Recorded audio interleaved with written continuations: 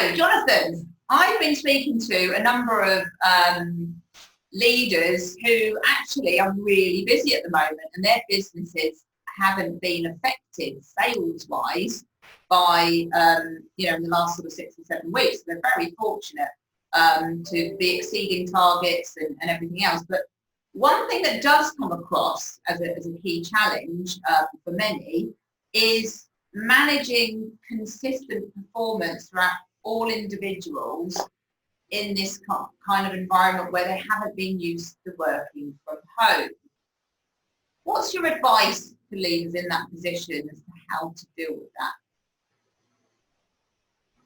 So this is a really interesting topic, I think, because what it exposes, to my mind, is that not everybody's the same. There are differences in the way in which people like to work. So some people are probably taken to this whole isolation piece, the working from home piece, like a doctor, and they've probably done really well and flourished in the environment of taking personal responsibility for their own productivity, for working through projects, for identifying exactly what they need to do in order to be organised in their projects, etc. And there are others who are really struggling. I read a piece just recently from LinkedIn, I think it was basically somebody saying, "Oh, I can't wait. I think everybody needs to get back to the office. I can't wait until we can all get back into the office."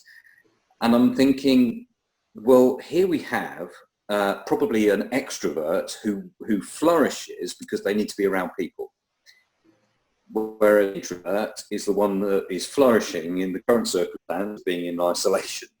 I think that the leader needs to recognise what they've got in their team and appreciate that some people need to feed off other people, and they are the ones who are struggling right now in isolation.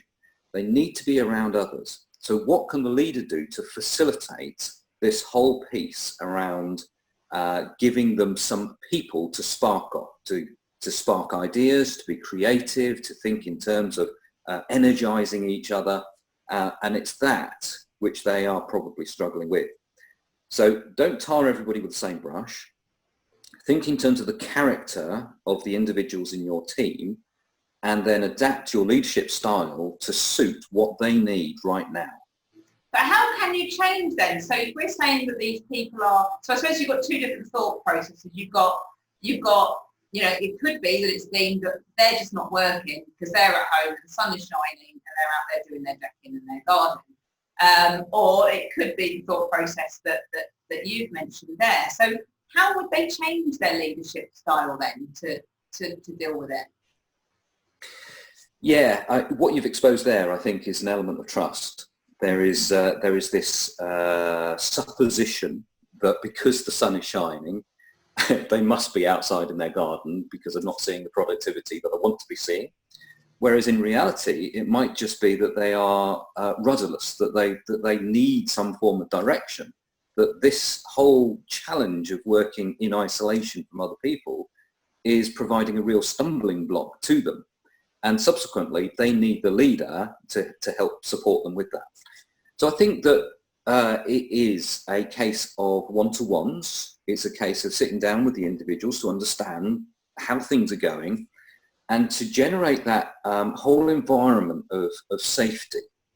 In other words, I don't want to open up to a leader who is then just going to lambast me and be really quite nasty to me because I feel a particular way or because I'm struggling with a particular thing.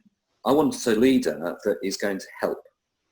And that means that I have to have that element of safety around the whole leadership piece. And how do you create the element of safety? Yeah, so it's allowing people to fail. It's allowing people to know that I've tried this, it hasn't worked for me, and therefore that's okay, because that is a cross on the I'm not going to try that again box. Mm-hmm. And it's that system of feeling that my job is not in the line if I can't make it work because my character is not that way, my personality is not that way. Okay, that's good advice. Thank you.